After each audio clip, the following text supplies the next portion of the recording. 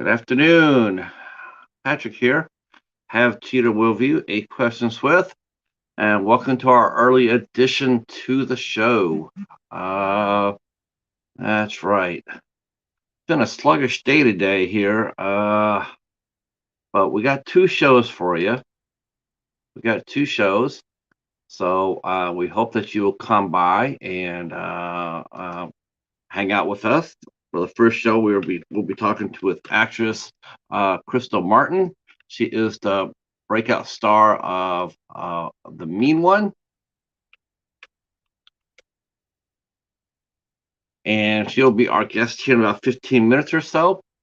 And then tonight we will be seeing an old friend of ours, director, screenwriter, and small library advocate, uh, uh, John Oak Dalton, and he'll be here. Um, so this will be our first time talking with Krystle face to face.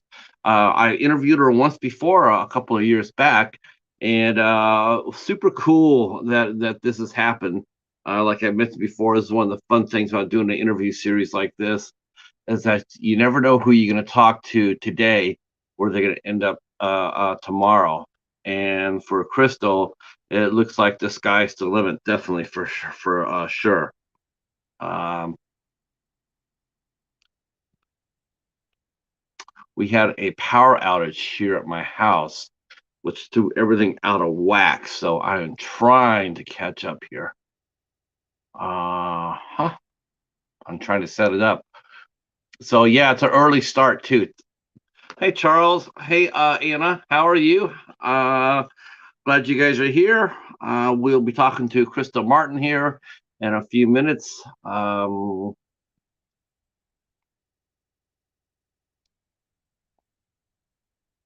Be talking to her in a few minutes. Krystle has gotten her start both as an actress and she also is a extremely professional stunt person. She is training as a rescue diver. She is learning how to dive and she has become skilled enough to be considered a rescue diver. In fact, we were talking earlier this week, and that's what she was at. She was actually working at the dive shop. As you know, rescue diving is a very why are we not surprised when we think about when we talk to Krystle? She's pretty fearless. So, to do not only just normal diving is pretty skillful as it is, but rescue diving, that's a whole different animal, whole different animal. Think of us trying to rescue somebody from drowning underwater, and you get the idea. Someone who maybe is trapped in a wreck or maybe trapped in a boat, and you have to go down there and get that person out alive. Um, I mean, I think rescuing somebody on top of the water is rather sketchy. I can't even imagine what it would be like trying to rescue it down under.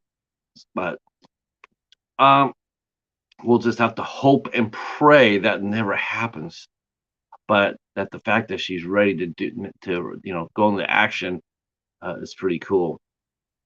So Krystle has, like I said, she's done a lot of things both as an actress and as stunts. I do believe I don't know. I'll have to ask her, but I do think that part of it balancing, I do think is probably going to start tilting more toward acting, especially when you get a breakout role like in The Mean One, a movie that came out during Christmas. It was a horror. It's a horror comedy, a dark comedy based on the Grinch. Though they couldn't name him by the name because it's still copyrighted, but they call him the Mean One, which is in the song, the Grinch song. You're a mean one, Mr. Grinch. So they're able to use that, and everybody knows when you see the movie who they're talking about without you even knowing it. You don't have to name it, but you know who it is. And so she got to get a chance to go out there, and she was acting with another really hot actor, and that was David Howard Thornton from Terrifier. So here you go. You got two rising stars coming together in a really fun movie. this past Christmas and absolutely owning it. It went to the theaters. It got extended. It got added. So super. How exciting is that? All right. I am just bringing up the meme one here because I wanted to see. Uh, 'Cause we're going to talk about it. Um, all right. Now this has been a long road for her, for Krystle. She's been working really hard at doing this for a long time now, and she's got the resume for it too. I mean, some of the stunt work that she's done has been very impressive as well, um, including. Let me tell you some of the fun credits that she has because it's a lot of it's cool as hell thinking about it. Well, she's also appeared in American Horror Stories. She's done some stunts in films such as Constantine Black Court, which is, I believe, it's going to probably be a fan film based on the character of Constantine. So we'll have to ask her about that, but that'll be fun.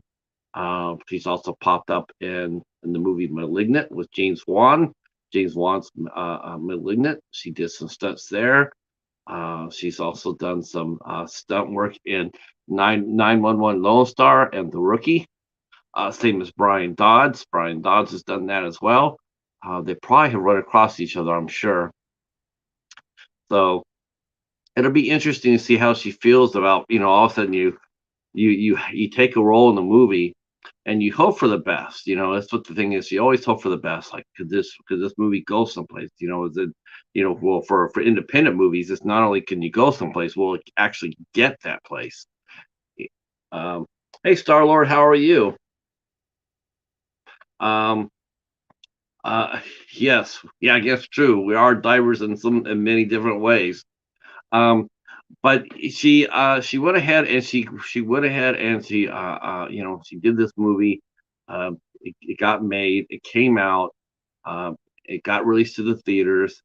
People really enjoyed it, and it started getting really talked about. Got good reviews for the most part. I mean, that's neither here or there. I mean, sometimes some people are gonna like it. Some people are gonna be like, "Are you making fun of the Grinch like that? Are you making him into a horror movie? Ooh, icky." Then you got those people. Me personally, I can't wait to see it. I'm hoping that it'll get a physical release, and we'll find out from Krystle if she's heard anything about that. I really hope it does because I really want to see it. I mean, how fun is that? We're all waiting for all these characters to come out of public domain. Um, like Winnie the Pooh and what have you. I mean, we're waiting for those Mickey Mouse is coming out of domain. People are gonna have a lot of fun with those with those characters once they're no longer copyrighted under copyrighted control. All right. So, uh, so while we wait for Krystle to come, make sure I got all my just in case. Now, this is something I have to say. Like, we'll talk about this too. Is this is part of the deal when you suddenly get a hit movie? Is people notice you like overnight? Um, you may be auditioning and out there and then get a movie like this, come out there, rock and roll it, get a lot of acclaim for it, and next thing you know, your agent is getting phone calls about you. You all of a sudden, instead of reading maybe one or two scripts, or maybe could be considered for a stunt role or whatnot, now you're being talked about as for a part in a movie, or a leading part, or a big budget movie, playing a supporting part in a bigger budgeted movie. That all happens for you real quick. Um, and so that's what happens with, you, you could be at the dive shop today and you could be getting a phone call tomorrow saying, hey, they want you to go over there. They want you to fly over to wherever and do this movie. And there you go. Like I said, it's going to be it's a very exciting time for her right now. and we're wishing for all the best for her. All right. While we're doing that, while we're waiting for Krystle, I'll let you know that we do have another show tonight at our regular time at 8 o'clock. We will be welcoming in screenwriter and film director John Oak Dalton will be in. He is a really well-known director, screenwriter. He's written a lot of fun movies. He did The Girl Under the Crawl Space, and now he's got a new movie he's working on. He co-wrote with Richard Pierce called Smart House.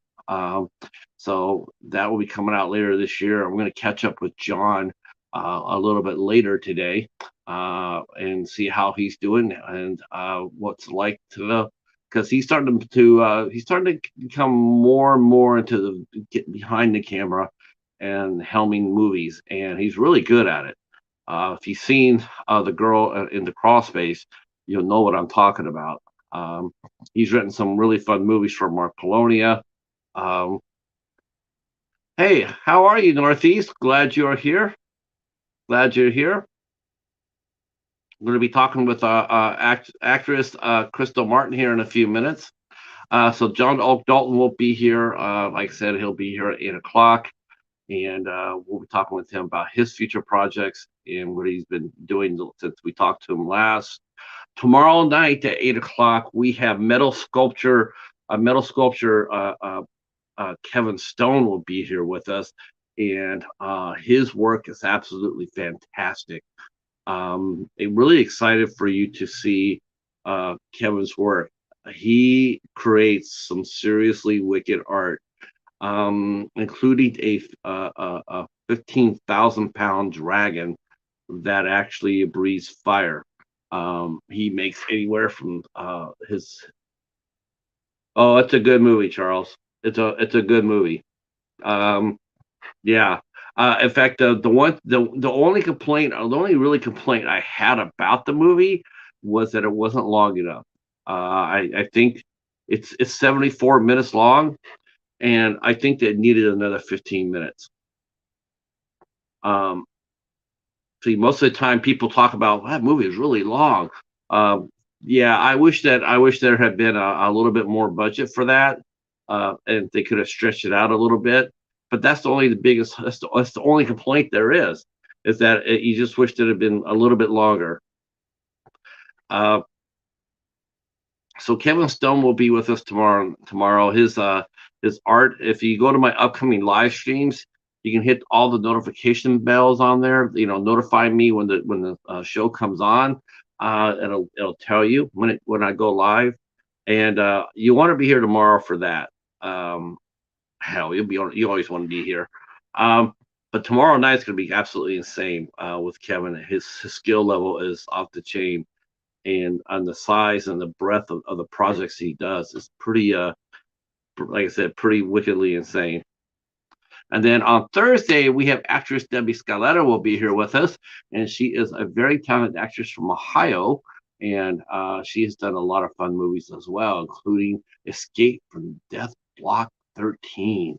So that'll be a lot of fun. I think she's playing the villainess in that. And so we will be checking that out, and we'll be talking to Debbie on Thursday at 8 p.m. And then on the 11th, Saturday, this upcoming Saturday, we will be talking with the podcast group, The Friendly Men. All right, Krystle is here, so let me go ahead and hit that button and get her in. And so please welcome our guest, Krystle Martin, the star of The Mean One. Here we go.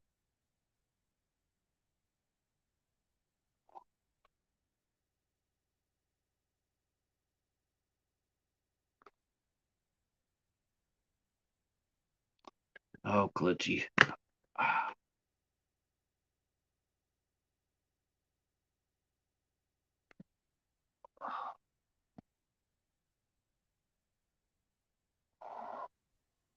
Ta-da! All right, I almost wanted to sit there and say you're a mean one, Mr. StreamYard. I love it. Yeah, every time I put the charger in my phone, and then sometimes when I use the StreamYard app, it gets all goofy on us. So So welcome aboard. Welcome aboard. Thank you. Don't mind my car. I'm helping out at the PCH Scuba Dive Shop today, and so we were trying to figure out how to make it work. And I was going to set up in the dive shop, but it's noisy and people are coming in. I'm like, I'm just going to go sit in my car. So I might need to Oh, turn this back on though because it's hot. Is that yeah. too bad for the sound? Uh, oh, is that your car beeping? It's done now. Yeah. Oh, okay. Is the AC too loud? No, not at all. Okay. Actually, this is not the. I really want to say. I'll take you off the hook here and say this is not the first time that we've interviewed somebody from the car. Oh, great! It's such an LA thing, right? We're always running around trying to do everything. Yeah, that's the thing with the biggest thing about doing a show from the East Coast versus to the West Coast is that 3 hour difference. So I mean, over here it's 4 o'clock, even toward the evening, and over there it's just still early afternoon. Yep. Wow. I am I can't tell people how happy I am for this show and this interview because you and I had a fun introduction. Yeah. Yeah, we got introduced when I contacted you out of the blue. I saw you in a group. You did. And I said, "Hi, would you like to do an interview with me?" And do you remember your answer? No. We eventually did it. Yes, we did do it. But your answer was, "Why would you want to talk to me? I'm not that excited." And then it was like, I gotta go. I gotta make sure this is okay. And I was like, this is so charming. I love this. Oh. And we did our interview, and lo and behold, here you are, and you are on the verge. Wow. How do you feel these days? What's it like being Krystle Martin, waking up in the morning these days now versus maybe like 4 months ago, 3 months ago? I mean, busy is good. I've done a lot of podcasts lately, and it's been really fun. Just kind of taking a moment to look back at where I was and where I am now, and just having that gratitude for all that's transpired and all the hard work that's paid off, and where we are now. Having a movie in theaters this last December was an absolute dream come true, and I'm excited to where that'll go next. I'm excited for you too. I just, it's just one of those things where it's just magic got caught in a bottle, and we as fans, we rarely get to see something like this happening in front of us, and it's sort, you get like, wow, this is going to be cool as hell, because when you talk to a guest, a lot of times, and they leave, and you wonder, well, I wonder what's gonna happen. Where will they go? With you, it's like, okay, well, we knew this was going to happen, and it's not where you're going to go, is when you're going to get there. And how that's how I look at it. It's like, yeah, she's already here, so let's get going and see what else is coming up. I mean, thank you. Oh no, you've earned it. You've earned it. You are not only a fine actress, but you're also a professional stunt person as well. In fact, that's the reason why I think I asked, because I had yet to talk to a woman stunt person, and that caught my eye. It's like, okay, let's go talk to her, because she's she's a badass. Because any stunt person. Thank you.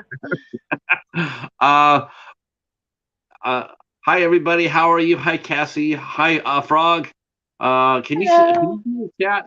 Okay. What's that? Can you see our chat okay? I can't see it at all. Okay. I will say hi to everybody. Let's see if I put it. Oh, the chat. Now, there it is. Yeah. Okay. Oh, wow. Hi, everyone. Hello. Hi, Anna. How are you? So welcome on in. Welcome on in. Those who can and want to share us out, that'll be awesome. Thank you so much. So last year, here we are. I just got to talk about this now because I'm just so jacked for this. But so, how did you get the role in the Mean One? I mean, what was the process like? I had worked with the director before, Stephen Lamorte, on a short film called uh, Powerpuff Girls: The Long Way Back. It was a fan film that we did just to put up on YouTube. I played Bubbles. Um, so I knew him, and I had so much fun working with him before, and that fan film really surprised us in how far that went. So I knew he had great follow through in getting things seen.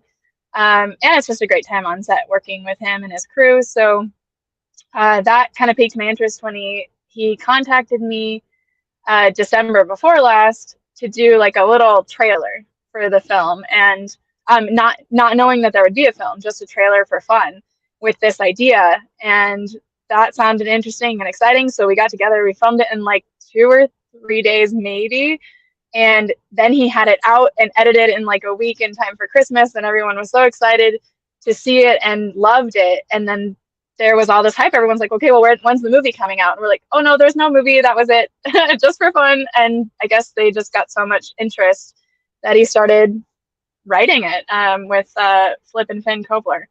And they created a great script. And then when they contacted me a few months after that, and we're like, okay, so we have a script. You want to read it? And as soon as I read it and I saw the arc of this character and the perfect chance to combine my stunt and acting skills, I leapt at the chance. Very, very cool that he kept you. I've seen that happen. I've seen it where an actor has come out to do has done a short film per se, like a proof of concept film or whatnot, or a short film, direct.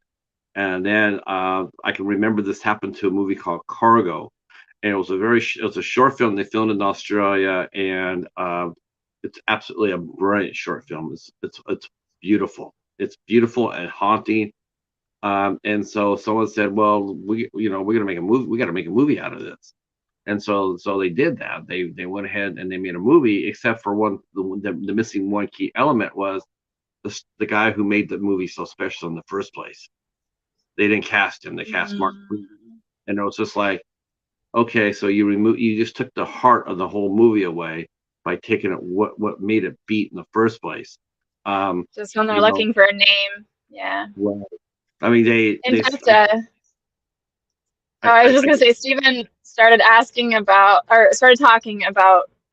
changing up some of the roles from what we did in the trailer, and I was like waiting for it. I was like, oh, and you're gonna recast Cindy, waiting for it, and then at the end, I'm finally like, so who's playing Cindy? And he's like, you are. He's like, if you'll do it. And I was like, oh, okay, cool. Yeah, no, I really want it. Yeah, no doubt about that. And obviously, you must have thought, oh boy, when they told you who they cast for the Grinch, I'm sure you were like, oh wow,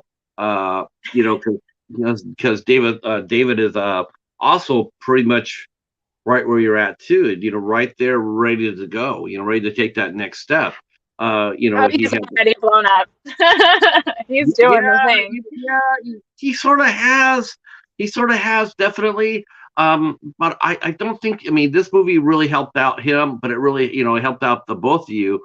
But it really, it was exciting to see both of you act against each, and sharing scenes and whatnot. Of course, he went on to do, he's been Art the Clown for 2 movies. I just hope that the next movie he gets to do it without the makeup. Me too, because he's a very talented actor. I would love to see what he can do with like a dramatic role. So what was it like? I mean, when you filmed the trailer, I mean, was there any, and did you, like, especially such a beloved character like the Grinch, as an actor, or is this something? Do you ever think about the character like okay, we're taking the Grinch and we're making him into an evil mean monster, because a lot of people really, they associate the Grinch character with Christmas, like as part of our Christmas lore. As an actor, do you worry about taking a character like the Grinch or Cindy Lou too far, sort of like, like alienating the fan base of the character itself, or is it just is it just an adventure and you're just gonna go on fearlessly? Well, we certainly wanted to honor our source material, but we also wanted to kind of blend two different genres. So I mean, there were certainly some people who put up a fight against it, but I think that we welcomed another audience in rather than taking more than we took it away. You know, I think that now we have something for horror fans and action fans and people who want to experience the same story as adults. You know, we kind of just grew the story up a little bit. I like that though. I mean, it seems like there's going to be a lot of characters are going to be hitting the public domain. I mean, this type of movie that we're seeing here. I mean, this is actually a very adventuresome film, in the fact that you are taking a beloved character, but we're starting to see that a little bit more now. You know, like we've seen the Banana Splits. Now we're hearing that we're going to get a Winnie the Pooh movie. That's going to be, Blood and Honey. It's going to be about a crazed Winnie the Pooh. Were you a big fan of the movie and of the book when you were growing up? Were you a big Dr. Seuss fan? Yeah, I would watch the original every year at Christmas as just like classic tradition.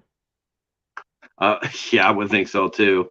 Last question here, but about this, so we'll come back to it again a little bit later. But who was your favorite interpretation of the Grinch? Was it David?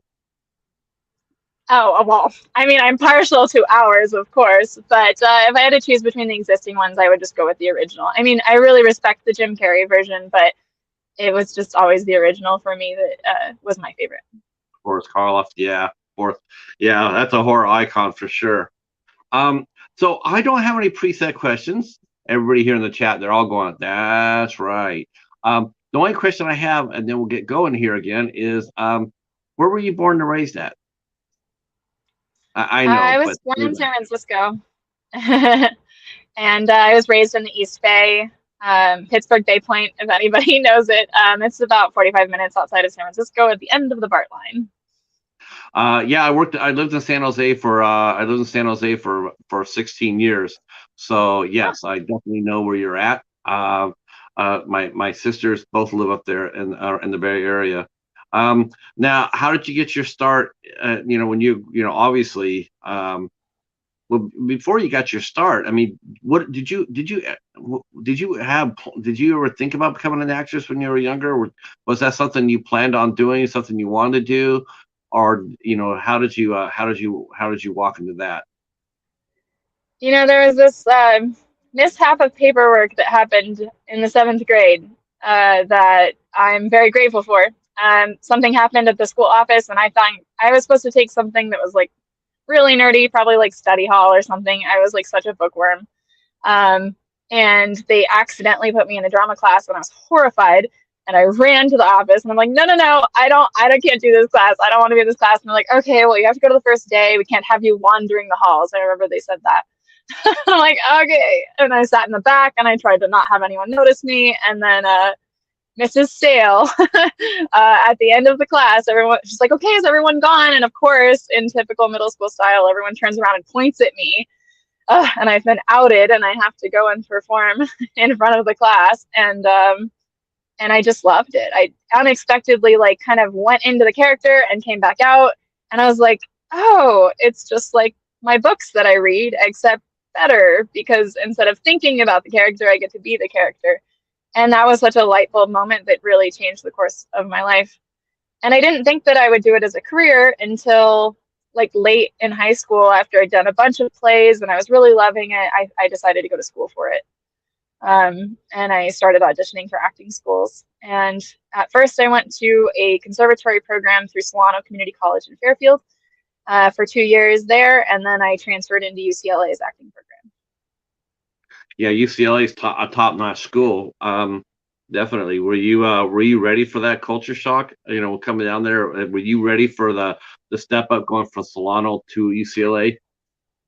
Actually, that actor training program at Solano, which unfortunately no longer exists anymore, was excellent. They did an amazing job, and I felt like I actually kind of received a bit of a better education there. I felt like I had learned more than the juniors that had been at UCLA the whole time. We had already done Shakespeare. We had already done several other classes, stage combat. Well, I guess they do that sophomore year, but once I got into UCLA, one cool thing that happened was I was so bummed that as a transfer student, I had missed their stage combat class, which they take in their sophomore year. And there was no more stage combat class. And I had really enjoyed that as part of my curriculum at Solano. So I went and asked the teacher if I could audit for a semester. And Ed Monahan said yes. And I am so glad he did, because I think that greatly influenced me getting into stunts later. Which, again, wasn't an anticipated move. Yeah. Had you ever taken any sort of self-defense class before you did stunt class? The stunt combat class. Had you ever done anything athletic, like played on high school teams or anything like that? I did not come from an athletic family. I was such a drama kid, and I mean, I was always outdoorsy. Like, I liked camping and hiking, but it didn't occur to me to like actually work out until I was in college at UCLA, because they had a gym for the students that was like free, and I was like, oh, it's free, I guess I'll go. That's kind of cool. They had a rock climbing gym there.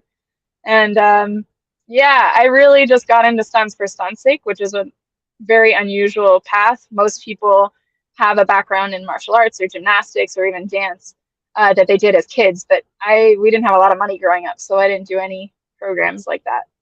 So it's kind of like playing catch up sometimes. It can, if you let it, it'll kind of get in your head and feel like you're not as good as them, but I feel like I really put in the work in a short amount of time to try to make up for the fact that I didn't have that base.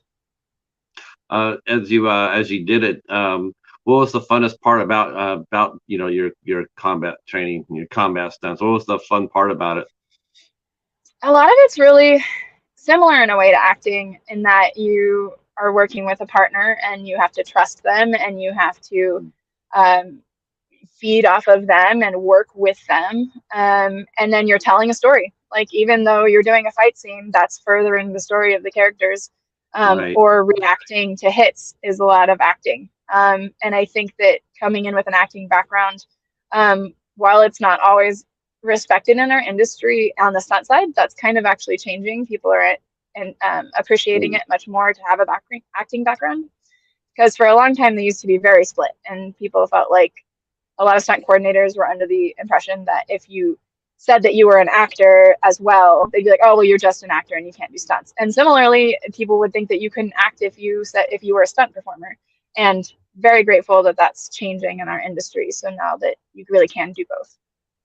Yeah, we actually talked to a gentleman. I'm not sure if you run across him or not, in your circle, named Brian Dodds. Do you know Brian? Yeah, I know Dodds. Yep. Okay. We worked on a web series together, I think, doing stunts. I was doubling Summer Phoenix, and he was doubling the bad guy on that one. Yeah, because you guys worked together. Did you guys work together on The Rookie and 9/11 together? We might have crossed over on days. I was on 911 for a long time, so we might have had a day together, but we already knew each other at that point. So Yeah, cool. What it is, yeah. It's awesome. Is the stunt community in LA? Is it a very small one? Is it a small circle one? Yeah. Everybody knows everybody, and if I don't know you, I have a ton of friends that know you. So don't piss anyone off. I was sitting there going, like, have you met Josh Maybe yet from Rogue Origins? And you said, no, not yet. And I'm going like, oh, you will. That guy does some fun.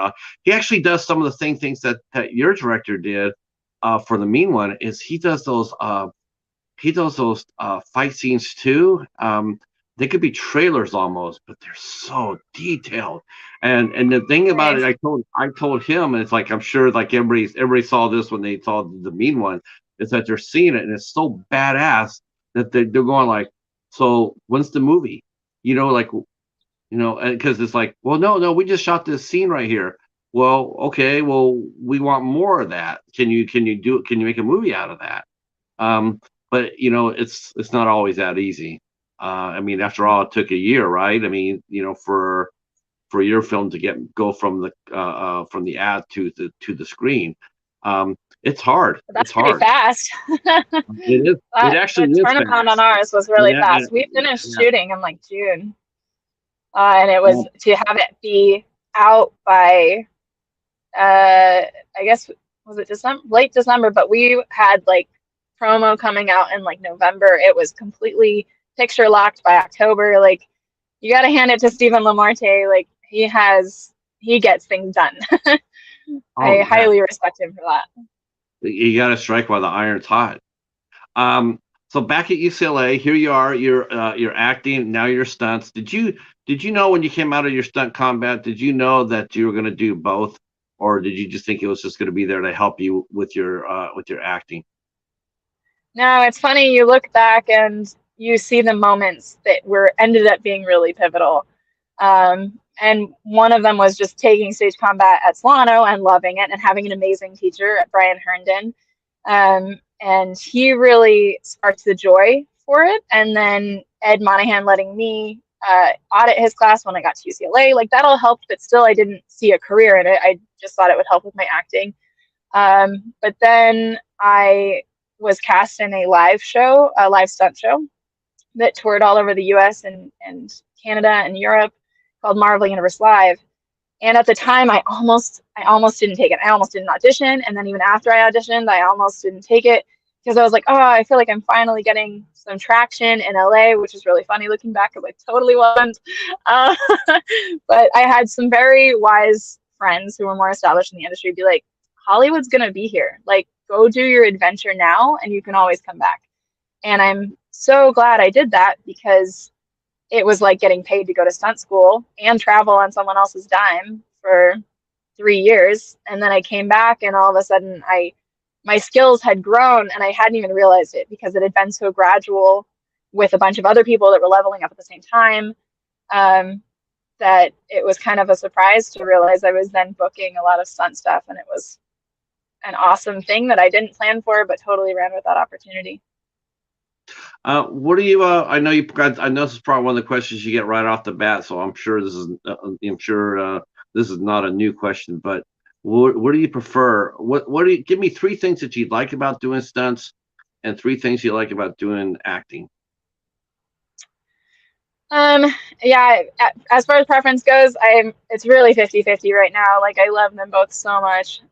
What I do like about stunts and why stunts kind of took over for a while in my career is that you can have a lot more control over your career as a stunt performer. It's a lot more hands-on, and your success seems directly a result of how much you put into it, whether like how much you're training, or you can go and, I mean, not so much now because of COVID really messed it up, but there's this thing called hustling sets, where totally accepted part of the stunt industry before COVID, that you could show up on a set uninvited. You just stumble upon it driving around in LA and go and go secretly, stealthily find the coordinator and then give them your resume, show them your reel.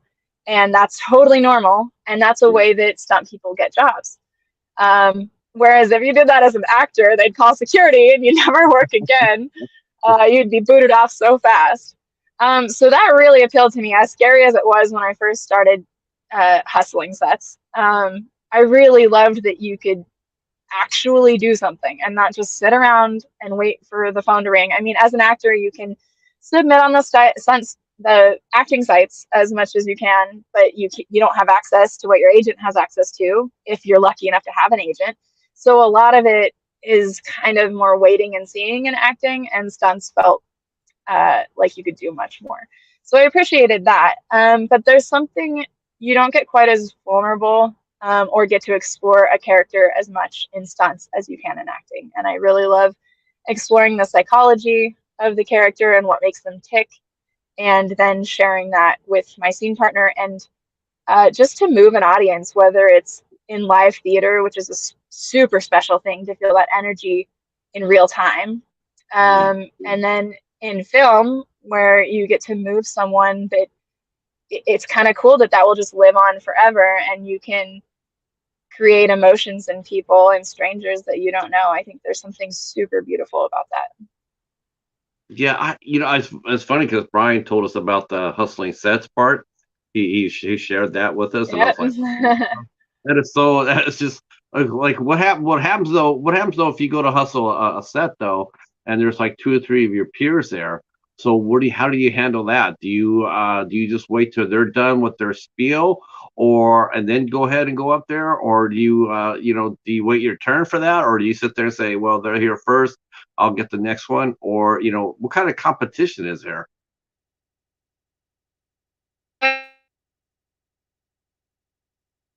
If Uh, there are any activities, probably the coordinator is busy, so you all just stand oops. without. I know I'm in and out. I keep seeing that. Can you hear me? Yes, yes. Okay. You kind of quietly chat with your friends while you all wait for the coordinator, and then, I mean, there's a courtesy thing, like you'll let whoever was there first show their stuff first in case the coordinator gets called back to set. But now you're just excited to see your friends. You're like, oh, have you hassled any other sets today, like that I could go to after this?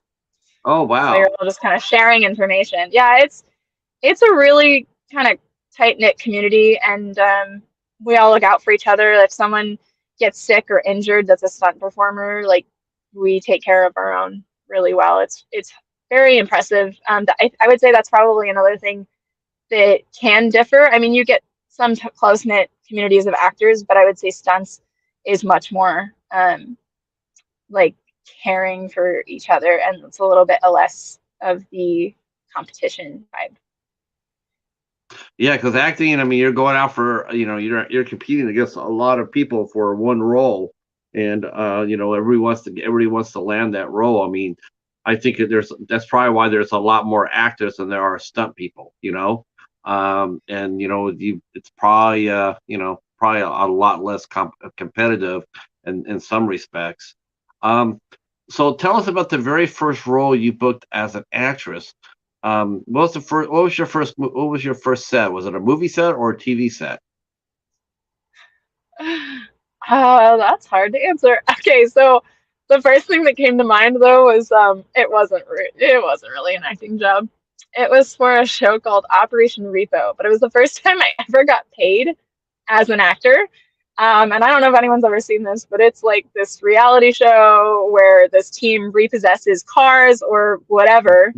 Yeah, The episode that I was on was a tanning bed, and I played this girl, like a receptionist of the tanning salon, and they were repossessing the tanning bed, and I was like so afraid I was going to get in trouble, so all of this, and then some girl from the tanning bed that they were repossessing came out, and we got in a little cat fight, so there was even a little bit of stunts in there. But I remember that I like saved that check for $80 non-union work, and I think I still have it somewhere in a memory box. But the wow. best part I thought that show was legit. is Yeah, what is real. Yeah, yeah. Operation funny Recall. I story. remember it used to come on TLC. I think it used to come on TLC or something like that. Wow, I thought that show was So real. you're not the only one, because like a week after it aired, a guy came up to me while I was pumping gas, and he's like, were you on that show Operation Repo?" And I like looked around, I'm like, who put you up to this? Like, this is how they recognize me from that. And then after, he was like, no, it was you. And then he goes, did you lose your job? I was like, oh, no, I'm an actor. Like, sorry to ruin the illusion for you. But Um, I guess I did a good job. He believed it. no, no. Was that the first time you got noticed for your acting? Yeah, which felt good. Even though it was kind of mixed feelings. Like, he thought it was a reality show, and it was a reality show a bit. I think it started out as one, and then they just ran out of things to talk about. Yeah, right. Yeah, because you can only repost so many things, right? So you Yes, it did was in that. a business. Yeah, you had fun doing that. I'm actually looking at your IMDb page, and how much fun is this? I mean, I'm looking. It's the Powerpuff. It's the Powerpuff movie on YouTube. I believe so. I haven't looked for it in a while. But it's the I'm gonna have Powerpuff to. Girls a long way back. I'm gonna have to look for that because if it is, I'm gonna be all over it because I love the Powerpuff Girls. Okay, so It's now you pretty started. fun.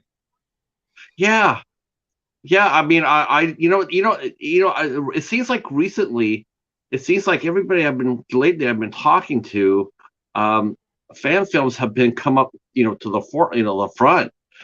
It seems like now it's almost like bands that are doing tribute bands, right? Like they're doing tribute bands to Ozzy or AC/DC or what have you. It seems to be Led Zeppelin or what have you. It seems to be a very popular thing to do.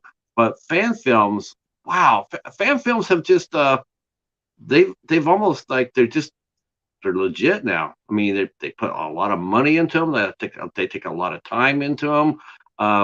The only thing I guess that's lacking is for the filmmakers to make any sort of money off of it. But did you enjoy working on the Powerpuff Girls? I mean, as far as that goes, I mean, obviously you'd watch the cartoon, right? Yeah, yeah, I grew up with that. It was so much fun, especially because I would normally be cast as like a Bubbles or Buttercup, and I got to play Bubbles, which is just something I'm not usually cast as, like the bubbly, lighthearted one, which is probably more my actual personality, just not what I usually play because I have a presence that goes more towards like leadership or badass Yeah. roles, for lack of a better word. So it was really fun to play Bubbles. That was great, and I think fan films really took off because, in a way, a lot of it came out of 2020. I think because people just needed an outlet and they needed a way that something to take something that they already loved and then go make it their own. And they again, that's kind of goes back to like what we did. And I think it's so important that artists build off of artists. We stand on the shoulders of giants, and I think it's really awesome taking art and then putting your own spin on it. Um, and I see this question about how did you deal with Matt? He hit on me, and I was just a young, innocent little actor. And I mean, he did it in a sweet way, not like a creepy way, but it was just like, I'm going to go do my role now. But then he kind of made it part of the show. So if anyone can find this, I think he hits on me like on the show and then behind the scenes as well. Oh, has that ever been a problem for you in Hollywood?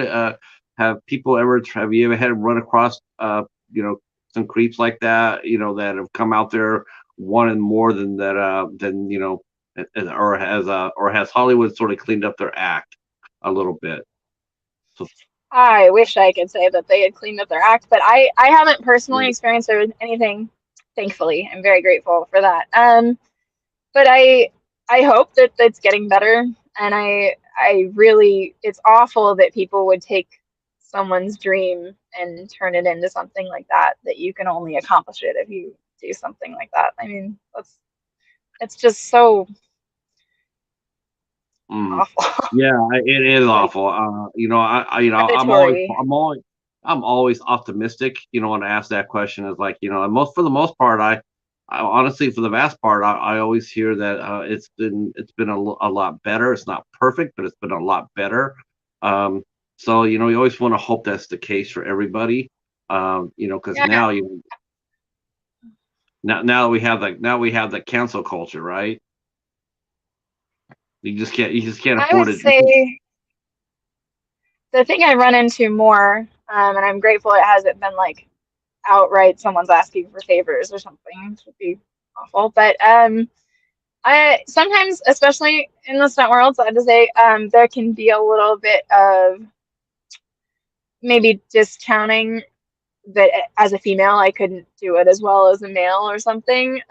So some of that can come into play. And I think a lot of it is unconscious bias that they don't even realize that it's kind of coming off that way. But like I was working as a fire safety, for instance, on a music video a while back, and I was there with the guy that we were setting on fire and the stunt coordinator, and I was there to work fire safety because I was qualified because I've done over 350 fire burns and I know how it works. And I certainly would not have taken the job if I was not qualified, nor would I have gotten a call.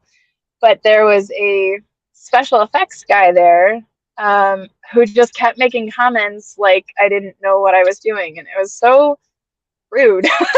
um, and just he doesn't know me at all, and he's just assuming that. I mean, he didn't say that to the other guys that were there. It was just the female that he keeps coming up to and saying things like I didn't know what I was doing. And it's like it's so funny because nobody else is there to witness it, and they walk away, and you're like, really? Like, who asked you? I would think the guy who you're putting out. I think by him, him trusting you with his life, because that's really what they're doing. They're trusting you with your life, like what you're doing. I think that the fact that he did it with you there should have been all the confidence, everything you needed to know about what that guy was, about if he knew how to handle handle your job or not. Yeah, that sort of sucks. That sucks. So after, is it something after the shoot's over with? Did you go up to him and say, "Do you see him get a burn? Do you, or is that something you just have to squash?" He's not worth my time. Mm. Just let it go. Like, I mean, I know that I did a good job, and the people I was working directly with knew that I did a good job, and in fact, later hired me. The guy I put out when he was on fire, he later hired me on a job. So, and that's all relationships. Like, you prove yourself through your work, and I guess I don't need the approval of that random special effects guy. No, is that the scariest thing about your side about doing? I mean, let's ask you this then. Okay, so you worked fire burns. You worked 350 fire burns. Um, have you ever been set on fire? Have you been the one that's had to be put out? Oh yeah, that was the 355 I was counting where I was lit on fire. Oh, yeah. Oh my God. So what's it like the first time you did it? I mean, we were your knees Uh, shaking, or did you? I mean, I mean, I don't know about that. I mean, I'm willing to try certain things, at least once. But having someone sit there and say, "Yeah, we're going to put you on fire," it's got to be like the, I don't know. It's just like the most, the most human basic instinct is to run from that. So yep. what was it like being for the first time being set on fire? Well, like you said, that's a basic human instinct we have, and so the your entire first time is just a battle with your brain. It's an inner monologue, and your whole insides are like, "This is not supposed to happen." And there's one side of your brain that's totally freaking out, and then there's another side that's like, "No, we've trained for this. We're warm, not hot. We're focused. We're gonna lay down when it's time to be put out." Like you're just going through the steps that you rehearsed when you weren't on fire, and trusting yourself that you're doing what was planned. Like stunts is mitigating risk. We plan for every possibility and eventuality. Like if we had missed a spot with the gel and I got really hot right there for a second, like that's the time to go down and get put out, even though it's early. Like safety first. And Right, right. that's what you're going through. And your brain is all the logical steps that we've put into place rather than the that your brain is doing because we aren't made to be put on fire. It's funny too because it's like actors they tend to like watch they like to watch the work that you're doing. Like here you are, an actor could be you could be stunning for an actor, being set on fire, and you would think the last thing they want to do is to watch a stunt like that because it's absolutely terrifying. But actors, and you now have you been to that now where you have a stunt person and now you're looking at yours what you used to do, now you're watching it through an actor's eye. Do you get, how does that feel then, seeing it now through an actor's eye versus a stunt person's eye about doing a dangerous stunt? I mean, do you still want to do it as a? So far, I have only done roles that were well. In the mean one, I did my acting and my stunts because it was low budget, and the part of the reason they hired me is because I could do both. But if I were on something higher budget where I could just act and bring in one of my many friends that could look like me enough to stunt double me, I would be happy to do that because there's a reason it's separated. Like even though I could do it, it's a really different mindset when you're acting versus when you're doing stunts. And even though I can do those things, I couldn't do them as effectively as if it all of my focus were on that. And I couldn't act as well if I had to split my focus between the stunts and the acting. And I remember when I was first getting into stunts and I was more of an actor, and I remember saying, well, I just want to be an actor who does my own stunts. And let me tell you, if you ever want to get into stunts, do not say those words in front of other stunt people because it's considered very arrogant and very rude. And you're basically saying you want to take their job away. and you want to share the wealth. Like, if I already have an acting contract, I want to, give my buddy a job, and have it serve the role better, on both sides, because now we can both be putting our entire focus on the stunts and on the acting, and the role is better served. But there are a lot of. Go ahead. So when we hear an actor in the future, going into the future, when they sit there and say, "Yeah, I did my own stunts," that's not a good thing. We're reading about. That's sort of like a bad thing, because that means he's taking away a job. That's interesting. I never heard of it. I'm sure that there's an actor that comes to mind that's famous that you think of about doing all his own stunts. Oh yeah. And it's considered really selfish, because if anything happens to that lead actor of a film and he needs to take a break, he just put hundreds of people out of work for months. If not indefinitely, like something worse could happen. Whereas if a stunt performer is injured, it's sad and it sucks, but they can bring in another stunt performer to double the lead actor. And everybody gets to keep their jobs. So, yeah, I truly don't understand that guy. I don't understand why he takes such insane risks. I really, truly don't. I was like, I guess he doesn't want to die. Maybe he should just be a stunt performer. And then if he really enjoys that, and that speaks to his soul and brings him joy, then he should absolutely do it. But he should be a stunt performer. Right. Because once you're heading a movie and they need your face to continue shooting, you're really putting so much at risk, not just your own safety, but like people aren't going to be able to feed their families because you took their job away if something happens to you. But there are some roles, in smaller roles, that do have stunts, and they will hire one person because it's like a day player role where you're playing a cop, for instance, that has like one line, and then you get a hit, you take a hit and you get shot. And those are totally valid to like do both things, because it's not a lot on either side, so you can split focus and it's not a big deal. And that can actually is really great for people like me who do both, to be brought in for those roles. Now have you put behind stunts for right now, or have you told your manager or your agent that going forward, based on your success with the Mean One, have you told them this is, you just want to slowly get away from that and just do all acting? We have the conversation. I actually have a new agent. I'm now with Joe Kolkowitz of Players Talent, and that came directly out of being on the Mean One. I did a big kind of agent search and focused in on him. We really kind of vibed together, and we both like where we see my career going. And he asked me the same question. He's like, well, which do you prefer? Like, where is your focus? And I said, I really love both, same as I told you. And I said, but acting has more longevity, and I haven't had as much acting lately. I've had more stunts until the Mean One. So I'd really like to try to keep this acting momentum going, which is why I was so intent on getting an agent right now. And he's been great. He's already gotten me through auditions. So we're doing good. It's only been like a month. Wow. Not even. How do you like the audition process? It's it's a lot different from the stunt process. So how do you like the audition process? I really have come to enjoy it. There was a time when self-taping was first starting, and I was like, I felt like the casting directors were being lazy and putting all of this extra work on us. And now I love it because I don't have to drive 45 minutes across LA to go to a 5-minute audition and then drive home.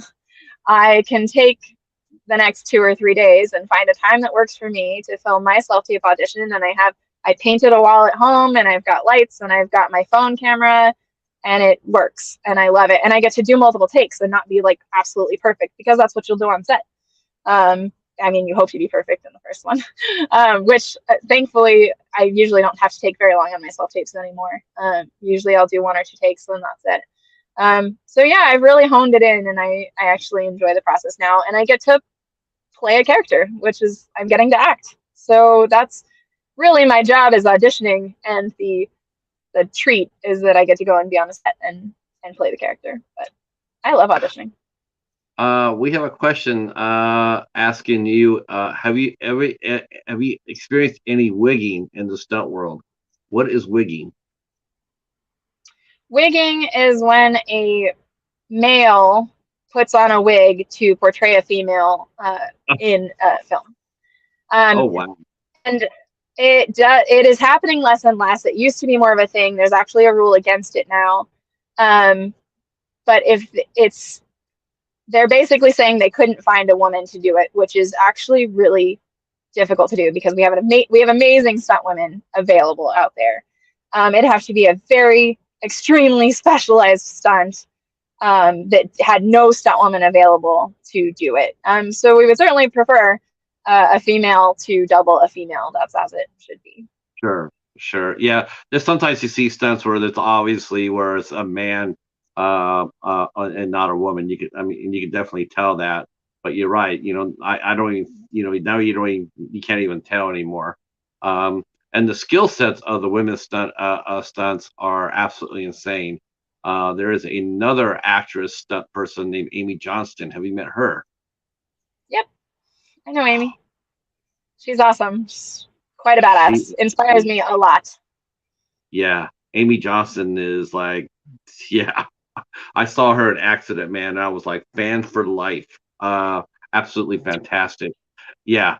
Have you used? Are you a proficient in blade weapons?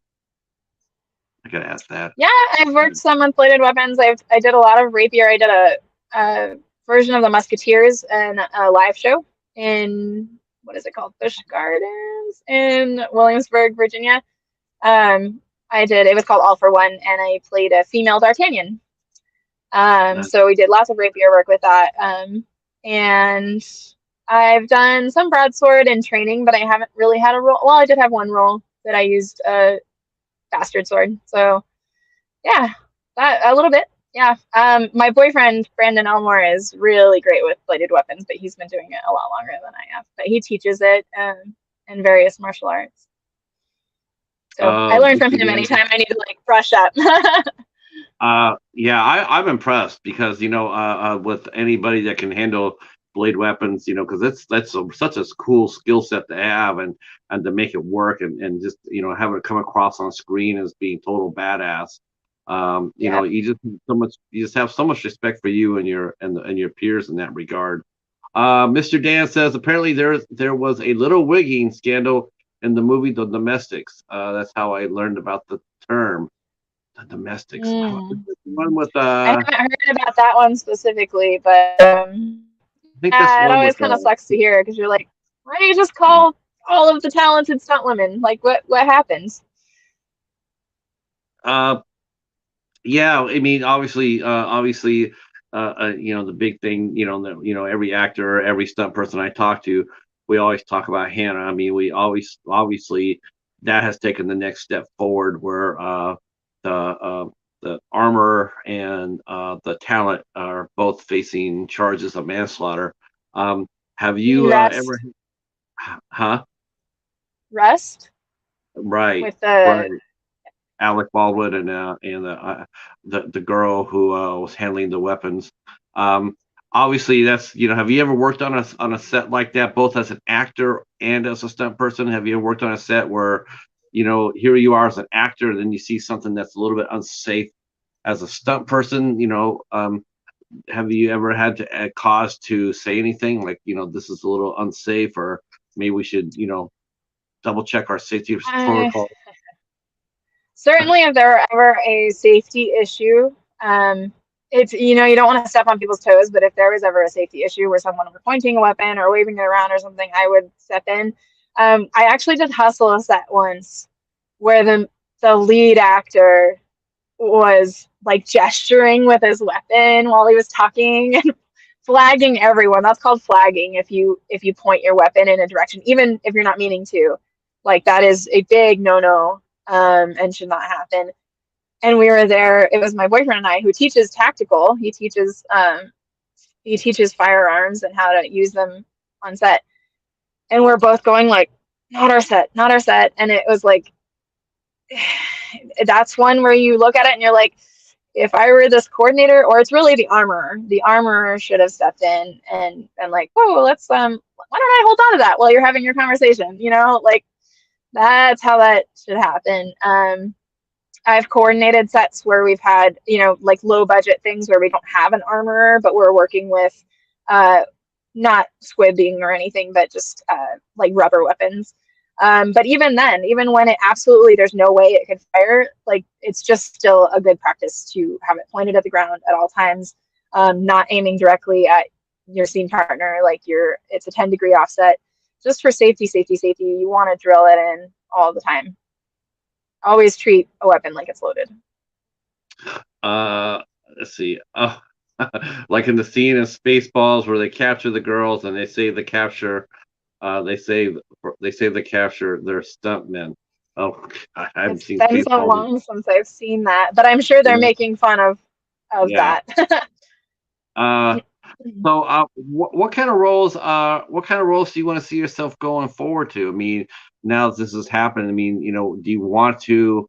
Is horror something? Because like you said, when like the pictures you did, and I remember seeing your reel, and you do come across more as an authority figure, more like a cop or a detective or whatnot. Do you see yourself doing more horror film? How was this your first foray into straight horror? With the mean one? Yes, I'm trying to think of if I've done anything else. I've done some things that are like thriller-esque, or like I did a zombie web series once.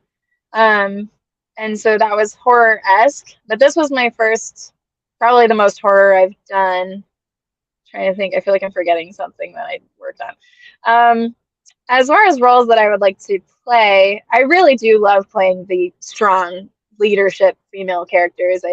It's just a lot of fun. And even if that's not, I mean, like I do have that quality in real life, but you may not know it right when you meet me. I don't know. It's like we kind of we bring ourselves to all the characters that we play, and I like highlighting that part of myself and bringing it forward in a character. I would say that just because it's fresh in mind, I don't know if anyone was watching The Last of Us, but I am in love with that show, and they have such amazing characters. And I would love to do a show like that. And I think that I would do really well in a survival, a post-apocalyptic scenario. I would love to do that. Yeah, that seems to be the show of the moment right now. Which is sort of funny because you think on the Walking Dead, and you think, okay, everybody's tired of zombies, but then you get a show like this, and all of a sudden it's like, no, we find out that we weren't necessarily tired of zombies, we were just tired of their zombies and their people. And that, I guess that happens. That's why shows recycle themselves. So now, how did you get involved in the safety diving? Now was that something, an extension out of your stunts that you want to learn how to dive, and then you decide, well, I'm doing this really well, so why not become a rescue diver? So how did you get into the diving? That was a good description, actually. I've always loved the ocean, so I knew it was something I wanted to play with. But stunts definitely made that kind of more of a priority.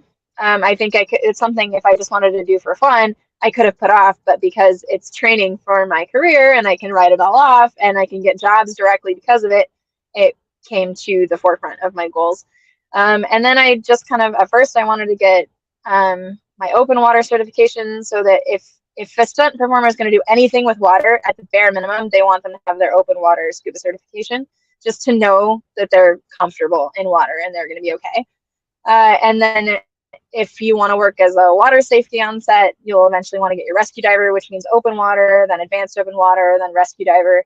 And then once I had done all of that, because I was having so much fun with everything, the dive shop we work with, PCH Scuba, really noticed my boyfriend and I and kind of wanted to keep us. So they're grooming us toward instructorship now. So we're working on our dive master at the moment. Wow. So that enables you to keep busy in between roles, because actors still gotta feed themselves, right? I mean, still everything is I think a lot of people tend to think that while you're always going from set to set to set, but sometimes there is a lull between sets, between shoots, and you have to stay busy. And what better way than to build your skill set? Right. And Now, it's good to have a diversified kind of portfolio of things that you can do, so that whenever, like, I don't know if you guys have heard, but they're talking about a writer's strike that could happen this year. And that could potentially shut down Hollywood for, I think it was like 11 months last time, or 8 months or something like that, a long time, that there could just be nothing happening. Or SAG-AFTRA could go on strike, or, so you always want to have kind of a backup plan should something like that happen, and I could go take people out to scuba dive. Now, what's the scariest part about rescue diving? I mean, that's you go from one extreme to the other. You're going from setting people on fire to maybe potentially, going out there and trying to rescue somebody from an airplane or from a boat or something like that. That's going to be, is it just a sense of helping people, or is it the adrenaline rush for you, or both?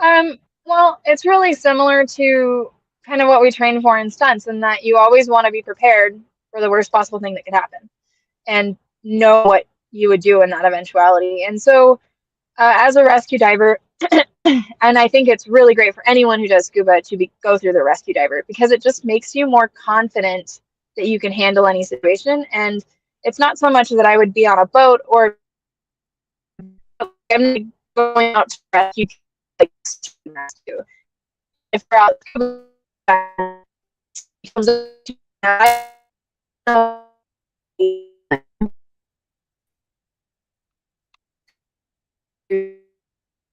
and how you. That's one thing about LA. LA, they have the worst connection for the internet. That's too bad. You might try to do. Okay. Try to back out and come back in, Krystle.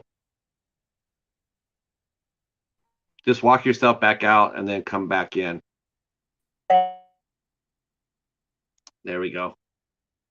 I don't know what that is about LA. LA, you think would have the best, the most towers, the most tech, the most everything, because it's LA, and yet they they have such a hard time connecting. I feel sorry for folks.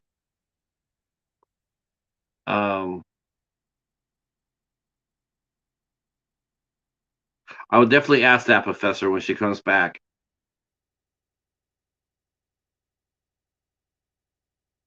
See if she'll just come back. Yeah, that happens. That happens. It's the Hannah curse. Let's see. Yeah.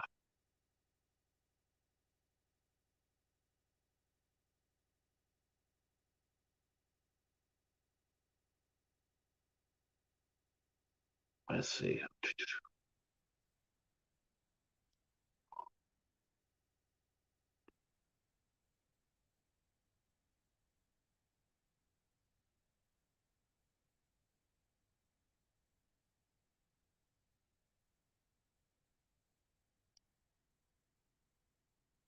All right, let me see if I can get her on Instagram here.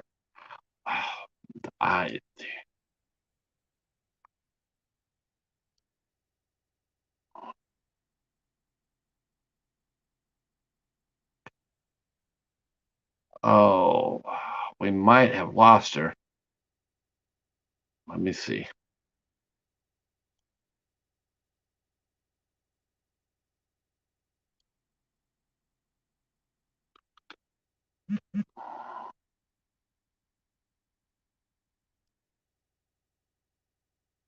Oh, there she is. All right, let's go get her.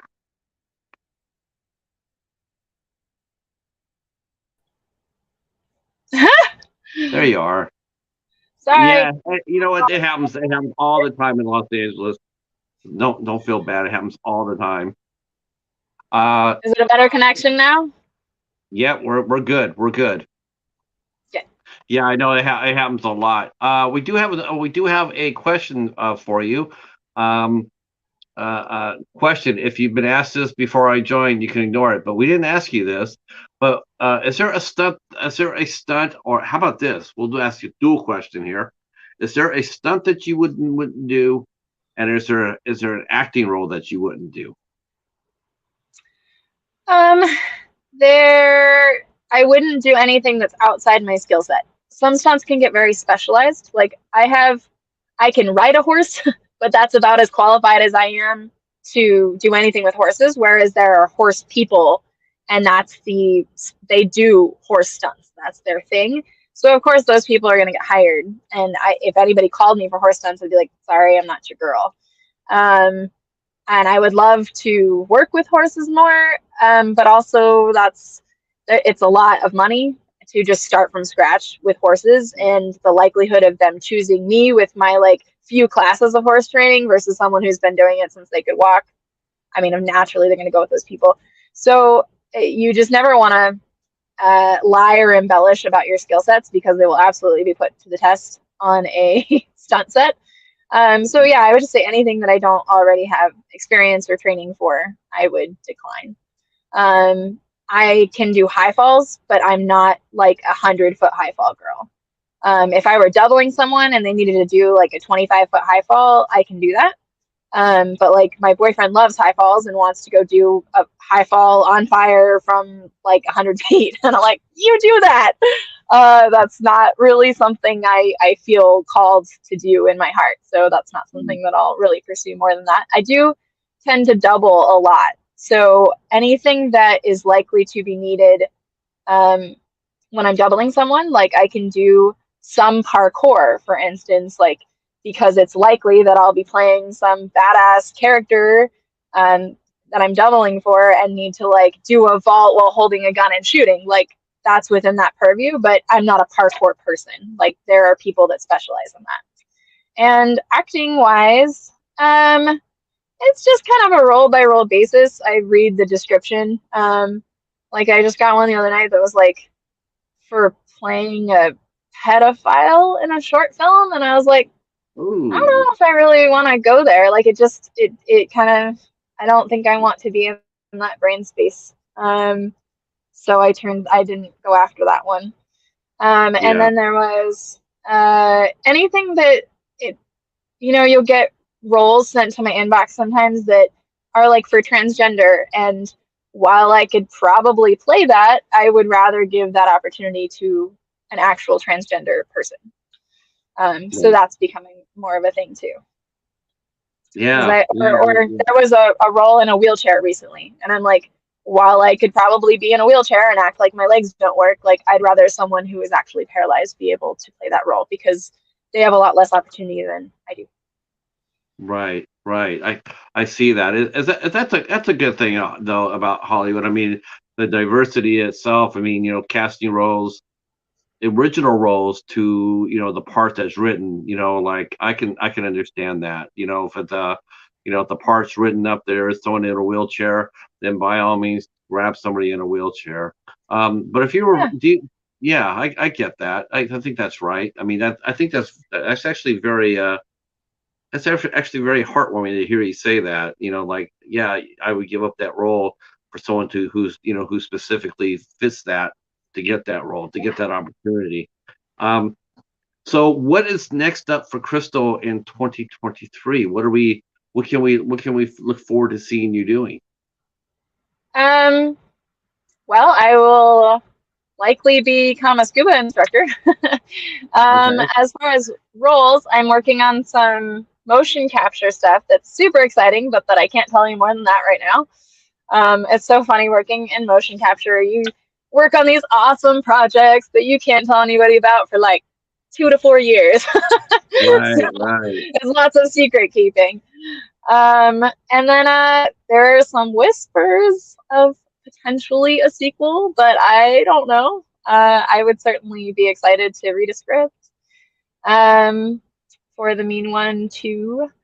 That'd be cool. I have a feature I worked on that was my first feature, co-coordinating with my boyfriend, stunts co-coordinating, called The Misadventures of Vincent Hick. And I just actually ran into the director randomly at a Zoom room where I trained my dog yesterday. He was coming out with his dog, and he said that they're going to have that probably picture locked in March, which is really exciting. So hopefully we'll get a screening for that, and I hope that it just takes off in the festival circuit, because it was really well acted. And even I played a small part in it, and I did some fighting in it, but mostly just super excited to have stunt coordinated a feature film, and I'm excited to just watch that take the festival circuit by storm. I think it's going to be really great. That'll be awesome. Yeah. That'll be very exciting. I'm gonna everybody's commenting about the mean one too, Electric Boogaloo. Well, Well, it's all the writers. let's hear for Cannon. Yeah, Cannon. Let's see. Oh yeah, I meant to ask you. Will the mean one be getting a physical release? Will we be able to buy this movie? It should be streaming in the next couple of months. I don't know if we'll have like DVDs or not. I would assume so, but that's all up to our distribution company. So I don't really know more than that. That we are supposed to have it streaming soon, and then it'll probably be available for a limited time and then go away so that it can re-release for the holidays this next year. Yeah, that's one thing about this movie. It will be coming out. It'll be talked about, reviewed every Christmas now. Christmas horror is it's very hard to do. There's not a whole lot of it. So getting a movie like this on the ground floor, it's very exciting because I've been I've been doing YouTube for almost 4 years now, and every holiday the movies always come back out. Starting no, October, November, they'll be talking about the mean one, and people will be watching and they'll be reviewing it, and it's all over again. It's a whole new generation of fans will come to watch it and love it. I'm just excited that for my family to have access to it all over the U.S. because it was in a lot of theaters, but in bigger markets. So all of my family out in the country in Oklahoma didn't get to see it. So I'm excited that they'll be able to watch it in their living rooms. Yeah, I mean, even if it is streaming, at least people will be able to get to it and watch it. We're hoping that it gets to a physical release because most of the people in our chat, they're physical release people, and we like to buy the movie and support it that way. Let's see. Let's see. The professor's asking you if you've ever had a fanboy moment, a geek out moment with an actor or actress yet. Not usually, but I did have an experience recently where I was on a set and I wasn't even I had looked at the call sheet, but you never know if they're going to actually be there on the same day as you. I mean, like that they'll be in the same place, And I was in the makeup trailer getting ready for my doubling, and they were putting my wig on, and Allison Janney walks in, and maybe not everybody knows her, but I watched The West Wing forever, and she's won multiple Emmys for playing CJ Craig on there, and as soon as I heard her voice, and of course she's the voice of like Kaiser Permanente now too, so like as soon as you hear her voice, you're like, oh, I know that voice, and you try to play it cool because you're a professional and they're a professional, and you don't want to geek out on a set. So I'm just kind of minding my own business and like just being excited that I'm in the same room with her. And then she comes over and she goes, "Are you our stunt double? Hi, I'm Allison." And I'm like, I know who you are. And I was like, oh, I watched The West Wing for years. You're amazing. And she goes, "Oh, thank you. That means so much." And she was just so sweet. And that's always such a relief because you don't really know. And you're like, maybe I just shouldn't talk to them at all because then I can just go on believing that they're an awesome person. And she actually really was. And she was so kind. And then she was like joking with the makeup artists. And she's just very amiable and lovable. And then I have recently met her niece through the 99s because I've been studying for my pilot's license. And so then when we were both on a Zoom call, I was like, "I met your aunt and she's amazing." And then I could geek out a little bit more with her. And she's like, yep, she's pretty cool aunt. So that was my learning how to fly now too. You're learning how to fly now too.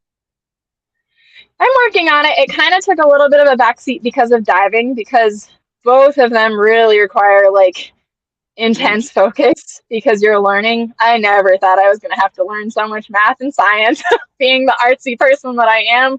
And all of it is like life or death situations. So scuba kind of took the reins recently because I wanted to get it done quicker so I could become an instructor and make money.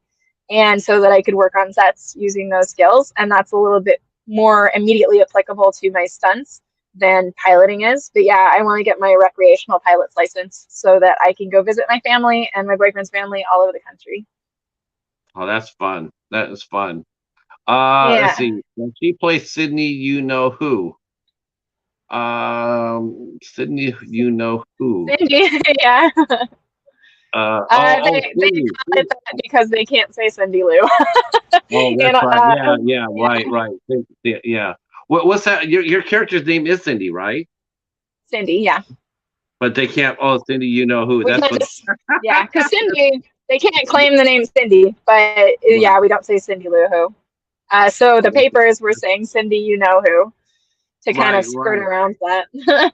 Yes, that's funny. That's yeah. Because yeah, I was wondering about that. When I saw the movie coming out, I'm going like, okay, I knew about a lot of the other things coming out for public domain, like we talked about earlier.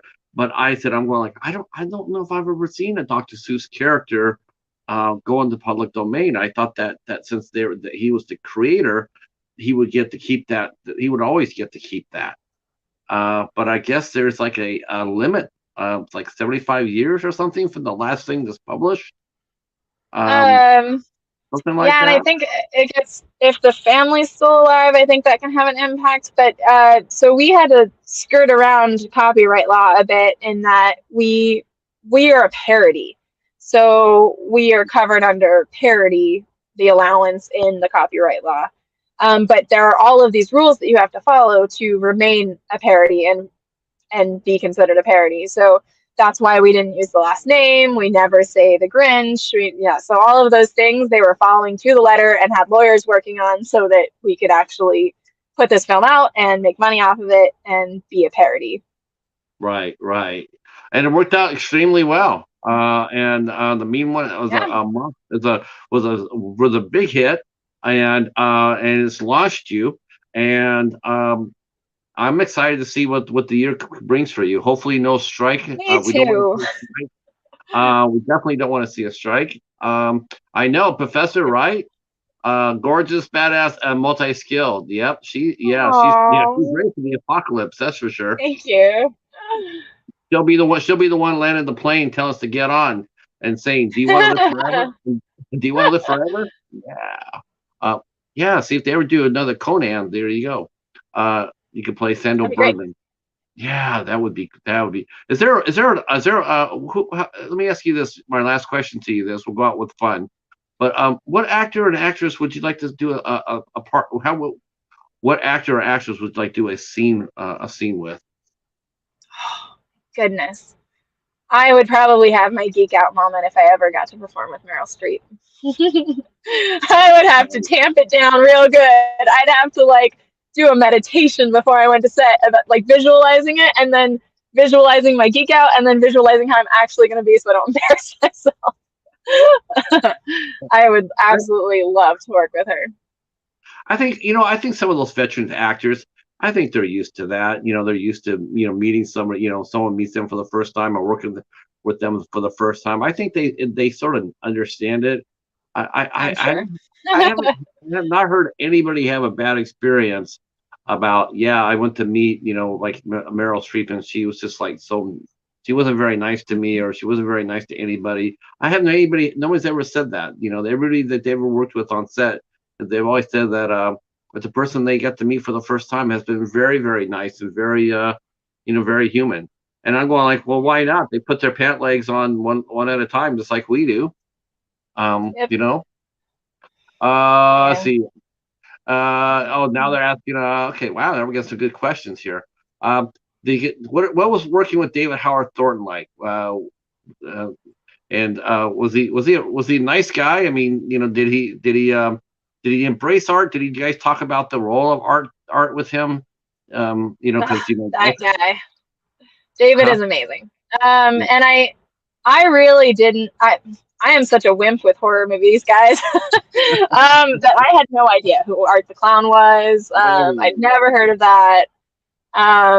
So I was really meeting him just as another performer. Like I had looked him up briefly, but that was the only information that I had the first day I met him on set, and He was just super chill, awesome to be around, and no ego whatsoever, very collaborative, um, just the kind of person that you want as your scene partner. And he would, always like be working off to the side, kind of like figuring out his movement or seeing how the makeup felt and what he could emote through that, because of course it like kind of restricts your facial movement in some ways. So he was figuring out like, how do I not rip the mask while doing what I want to do as the character.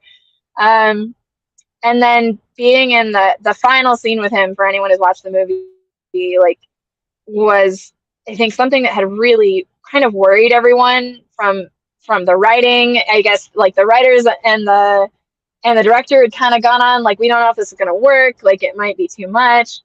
And at the end, like, there was this really great, intimate, pivotal moment between the two of us, kind of acknowledging like each other and our history, and like a bit of a happy ending in a way to the film. And I was really grateful to have the acting in his eyes to go off of, so that we could have that moment, because we were both tearing up for real. And it was really special.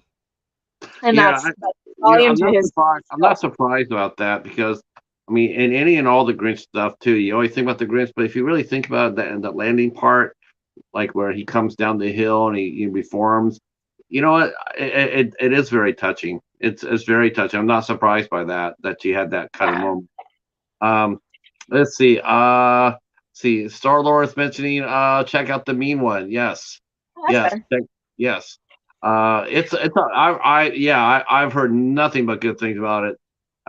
It's supposed to be quite awesome. I know Bones and the rest of us were big art fans and big Krystle fans. So Thank you.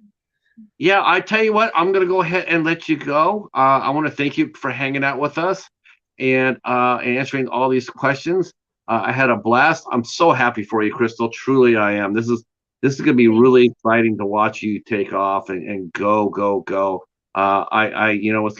gonna only gonna get better for you. It really is. It's just gonna be every part's gonna be get better and better and better. And then yeah, we'll come back next in December and see where you're at. And I would not be surprised to see you doing some big budget films. Let's hope. That'd be nice. I Uh, hope somebody gives Stephen Lamorte some money, because I'd love to see what he does with it. He already has that drive and follow through, and he just needs a bigger budget to take off. yeah, I mean that's a good thing too about a movie like this takes off because everybody benefits. You know, everybody, Yeah. director, screenwriter, actors, they all benefit from when a movie, especially a movie like this that came out of nowhere and just broke through. There's just something really exciting about that. Comes out of left field and it's a big hit. Everybody's going to get everybody's going to get like, holy cow, I want a part of that. I want a part of that new talent, new face, fresh. So it's going to happen for you, and I know it. And come December, when we come back, we'll come back and see how you're doing, and hopefully we'll get you back on the show. That's if I don't have to talk to your publicity agent, though, which could happen.